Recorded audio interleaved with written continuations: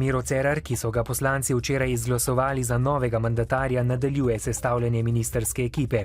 V novi vladi naj bi bilo več ministrstev kot doslej, in sicer 15. Spremembe zakona v vladi, ki so za to potrebne, bodo obravnavali na izredni seji, ki jo je sklical kolegij predsednika državnega zbora. Bo pa Cerar morda že danes, kot je dejal po izvolitvi, navezal stik s prihodnjim predsednikom Evropske komisije, Jeanom-Claudom Junckerjem. Zanima ga, kako Juncker gleda na postopek izbire slovenskih kandidatov za evropskega komisarja. Vojak, ki je v petek ustrelil policista v Litiji, je bil danes izpuščen iz zdravniške oskrbe.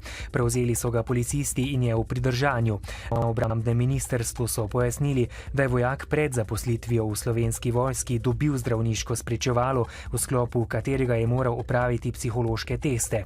Vojak se je zaposlil leta 2009, leta 2012, ko so se pojavile težave s prehranjevanjem in spanjem, pa so ga premestili na lažje delovno mesto in mu svetovali obisk psihologa, vendar se zanj ni odločil.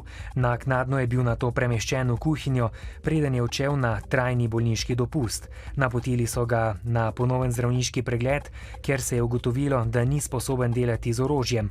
Aprila 2014 je komisija ugotovila, da je invalid 3. kategorije in od takrat so tekli postopki, da bi ga premestili na primerno delovno mesto.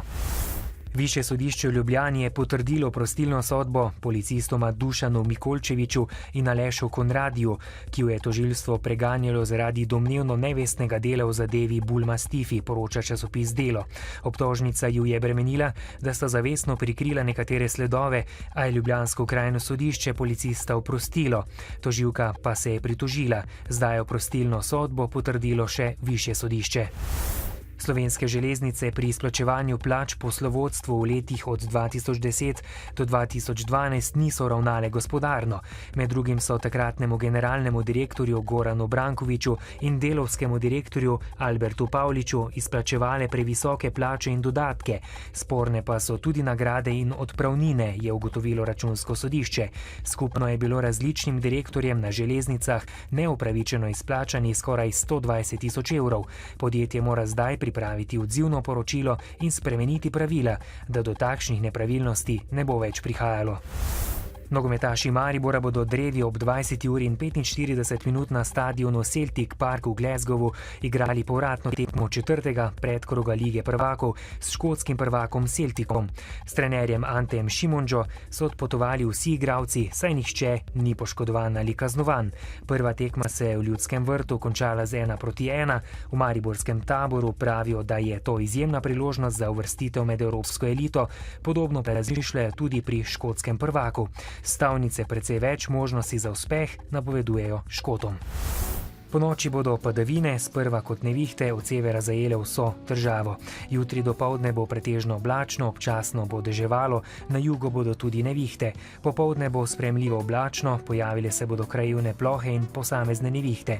Najnižje jutranje temperature bodo od 13 do 17, na Primorskem okoli 19, najvišje dnevne od 16 do 21, na Primorskem do 26 stopinj Celzija.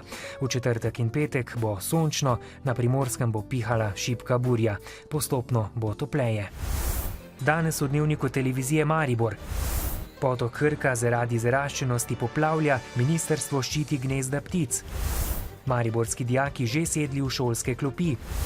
Mladi iz obmejnih občin so se družili ob športu. Novice Štajerske, Pomurja in Koroške ob 18.